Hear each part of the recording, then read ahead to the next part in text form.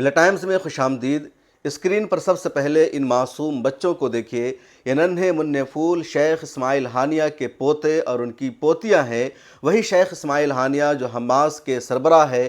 عید کے دن اسرائیلی سینا نے میزائل سے حملہ کر کے شیخ اسماعیل ہانیہ کے گھر کے 7 چراغ کو اچانک گل کر دیا، جس میں ان کے 3 بیٹے اور 4 پوتے اور پوتیاں ہیں۔ عید کی نماز پڑھنے کے بعد یہ لوگ کہیں غزہ پٹی میں جا رہے تھے۔ اشاتی مہاجر کیمپ یہ لوگ رہتے ہیں، تبھی اسرائیلی سینا نے حملہ کر دیا، اور اسرائیلی سینا کے اس حملہ کی خبر جب شیخ اسماعیل ہانیہ کو ملتی ہے تو وہ کہتے ہیں کہ ہمارے بیٹوں کا خون فلسطینی قوم کے دوسرے بیٹوں سے زیادہ عزیز نہیں ہے۔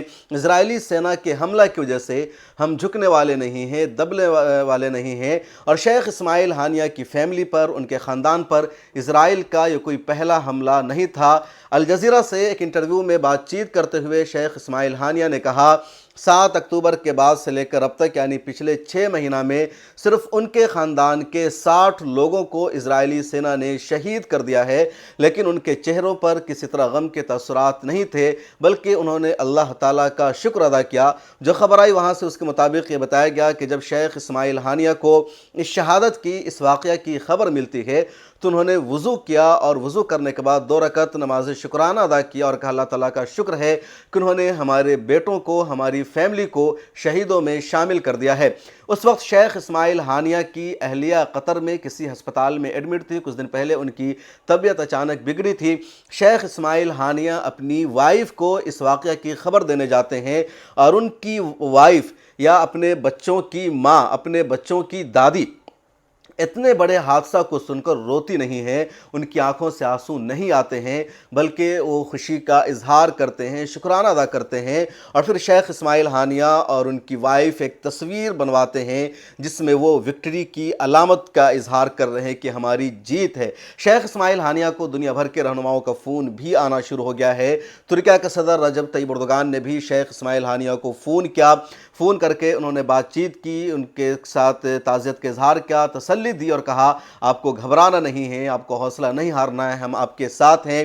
اور اس کے جواب میں شیخ اسماعیل ہانیہ کہتے ہیں کہ ترکیہ کے صدر آپ کا بہت شکریہ کہ آپ نے ہمیں فون کیا، ہر طرح سے آپ کا ہمیں سپورٹ مل رہا ہے، اور ہمیں امید ہے کل میدان محشر میں ہم اپنے ان بچوں کے ساتھ ملیں گے۔ قدس کی آزادی ہماری اصل خوشی ہے، اور امید ہے کہ قدس کی آزادی کے بعد ہمارے سب یہ غم زائل ہو جائیں گے۔ قدس کی آزادی کے لیے ایک بیٹا کیا اگر 1000 بیٹوں کی قربانی دے دی جائے تب بھی کم ہے، اور رجب طیب اردوغان بھی ان کا ویلکم کرتے ہیں۔ تھوڑا سا پارٹ آپ یہاں پر سنیے اس گفتگو کا، عربی زبان میں بات چیت ہو رہی ہے۔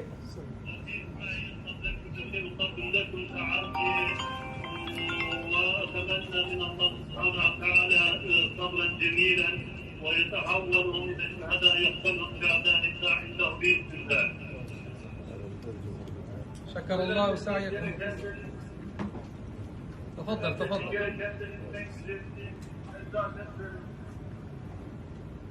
وطبعا أنت ذكرت كل ما يجب أن يقال في هذا الشأن سمعناها.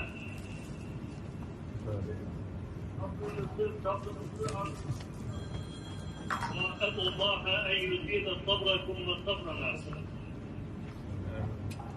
آمين آمين.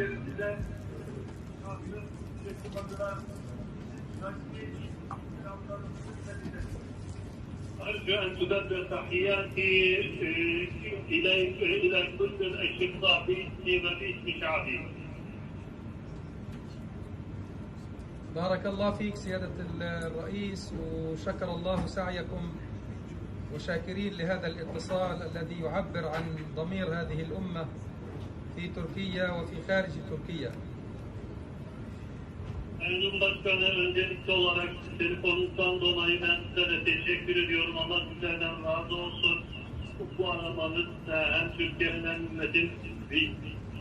ونحن نحتسب هؤلاء الأبناء إن شاء الله شهداء عند ربهم مع الأحفاد، يلتحقوا بركب شهداء فلسطين وشهداء الأمة على طريق تحرير القدس بإذن الله. Allah'ın izniyle benim oğullarım ve torunlarım bugün şehit düşerek Gazze'deki diğer şehitlerle birlikte Filistin'in kurtuluşu için ile açılan yolda ilerlemek için şehit düştüler. Biz buna inanıyoruz. والله سبحانه وتعالى أكرمهم بهذه الشهادة نسأل الله أن يتقبلها. Rabbim onlara bu şehadeti nasip eyledi. İnşallah onların şehitliğinden kabul eder. مرة ثانية نشكركم سيادة الرئيس على هذا الاتصال وعلى هذه المشاعر، ونحن يعني أمة واحدة، وما يجري في غزة وفلسطين هو في قلب كل مسلم وكل حر على هذه الأرض. Ben bu aramanızdan dolayı bir kez daha diyorum. Bizler tek ümmetiz. Filistin'den, Gazze'de olup bitenlerle ilgili hep birlikte aynı duyguları paylaşıyoruz. وإن شاء الله نتشرف يعني بعد العيد وقضاء بعض الأيام إن شاء الله نتشرف باللقاء مع فخامتك إن شاء الله مباشرة. İnşallah bayramdan sonra da zaten Türkiye کے صدر رجب طیب اردوغان کے علاوہ افغانستان کے وزیر خارجہ طالبان لیڈر نے بھی ان کے ساتھ فون پر بات چیت کی، یکجہتی کا اظہار کیا اور کہا انشاءاللہ تعالی فلسطین کی آزادی ہوگی، بیت المقدس کی آزادی ہوگی اور اسرائیل کا جلد ہی خاتمہ ہوگا۔ دوسرے ممالک کے رہنماؤں نے بھی شیخ اسماعیل ہانیہ کو فون کر کے تعزیت کا اظہار کیا ہے۔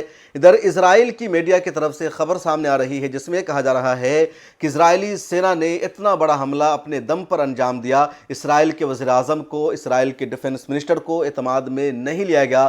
اسرائیل کی خفیہ ایجنسی شن بیٹ نے یہ حملہ کیا تھا اور اس حملہ میں انہوں نے ان لوگوں کو مارا تھا۔ ادھر شیخ اسماعیل ہانیہ نے یہ بھی کہا کہ ان کے بچوں کا تعلق حماس کی پولیٹیکل تنظیم سے نہیں تھا اور نہ ہی وہ القسام بریگیڈ کے اراکین تھے، بلکہ ان کی حیثیت عام شہری کی طرح تھی، لیکن اگر ہمارے بچے کو مارا گیا ہے تو ہم ذرہ برابر بھی خوف زدہ نہیں ہیں۔ اور ان کا یہ جملہ سب سے زیادہ تاریخی اور آب زر سے لکھے جانے کے قابل ہے کہ ہمارے بیٹوں کا خون ہمارے فلسطینی قوم کے نوجوانوں سے زیادہ عزیز نہیں ہے۔ ہم اسرائیل کے سامنے جھکنے والے نہیں ہیں۔ اگر اسرائیل کو یہ لگتا ہے کہ ہمارے بچوں کو شہید کر کے، ہماری نسلوں کو مٹا کر کے وہ ہمیں جنگ بندی کے سمجھوتا میں، معاہدہ میں جھکنے پر مجبور کر دے گا، ہم اپنی شرطوں سے پیچھے ہٹ جائیں گے، تو ایسا نہیں ہو سکتا ہے۔ پچھلے 6 مہینہ میں ہم نے اسرائیل کو اس کے ایک بھی ہدف میں کامیاب نہیں ہونے دیا ہے، اور اب اسرائیل جنگ بندی چاہتا ہے، وہ اس جنگ سے باعزت طریقے سے نکلنا چاہتا ہے، لیکن ہم اس کی اس منشا کو پورا نہیں ہونے دیں گے۔ اسرائیل کو یقیناً جنگ بندی اب کرنی ہوگی، اسرائیلی سینا کو غزہ پٹی سے نکلنا ہوگا اور حماس کی شرطوں کے مطابق ہی نکلنا ہوگا۔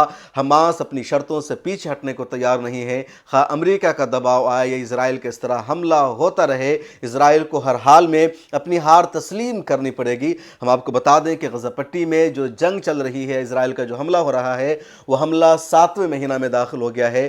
34,000 سے زیادہ فلسطینیوں کی شہادت ہو گئی ہے، 1 لاکھ سے زیادہ فلسطینی بے گھر ہو چکے ہیں، رفح میں 15 لاکھ لوگ پناہ لیے ہوئے ہیں اور وہاں بھی اسرائیل حملہ کی تیاری کر رہا ہے۔ کچھ علاقوں سے اسرائیل نے اپنی سینا کو واپس بھی بلا لیا ہے، لیکن ان سب کے باوجود اسرائیل نے جو ہدف طے کیا تھا، اپنے ایک بھی ہدف میں اسرائیل کامیاب نہیں ہو سکا ہے، بلکہ فلسطین کی حمایت دنیا بھر میں اب بڑھتی جا رہی ہے، اور یہی اسرائیل کی ہار ہے اور دنیا بھر میں اسرائیل کو ذلت اور رسوائی کا سامنا کرنا پڑ رہا ہے۔ اس ویڈیو میں اتنا ہی، کمنٹ سیکشن میں اپنی رائے ضرور لکھیں۔